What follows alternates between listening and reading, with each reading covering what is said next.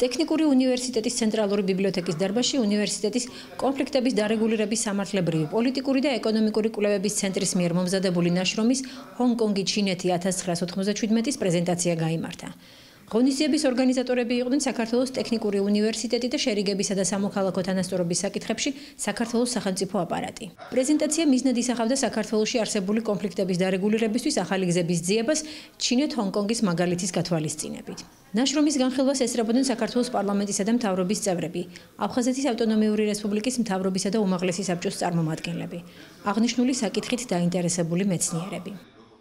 დღეს ტექნიკურ უნივერსიტეტში გავაკეთეთ პრეზენტაცია ნაშრომის, რომელიც ეხება ჰონკონგის ჩინეთში დაბრუნებას, რომელიც განხორციელდა 1997 წელს.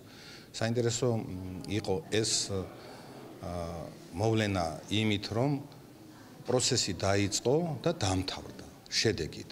ჩვენ მართლაც გვჭირდება ასეთი დოკუმენტების შექმნა, ასეთი შეთავაზებების გაკეთება, პაკეტის მომზადება, იმისათვის რომ სოფლიომ დაინახოს ჩვენ რამხელა დათმობებზე მივდივართ, როგორ გვინდა აფხაზეთის სახელმწიფოებრიობა შევინარჩუნოთ ჩვენ სახელმწიფოში, რომ მათი უფლებები არ იყოს დარღვევული.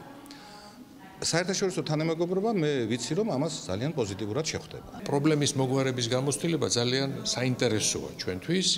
ეხლა ეს არ არის პანაცეა, ამას ვერ გადმოვიტანთ და ვერ ვიტყვით, რომ აი როგორ უნდა მოგვარდეს აფხაზეთის პრობლემა, მაგრამ საინტერესოა ეს ჩვენ უნდა შევისწავლოთ და რაღაც თუ არის რაციონალური ელემენტები კონფლიქტების მოგვარებაში მსოფლიოს სხვადასხვა რეგიონებში, აი მის ხალ უნდა ამოვკენკოთ და იქნებ რაღაცაში მე ყველაფერი ეს გამოგვადგეს. პრეზენტაციაზე ითქვა, რომ ტექნიკური უნივერსიტეტის მკვლევართა ჯგუფი მუშაობას აგრძელებს პროექტის მეორე ნაწილით გათვალისწინებულ სხვა მნიშვნელოვან პრობლემებზეც, რომლებიც ავტორების თქმით უნდა გახდეს კონფლიქტების დარეგულირების სახელმწიფო პოლიტიკის შემადგენელი ნაწილი.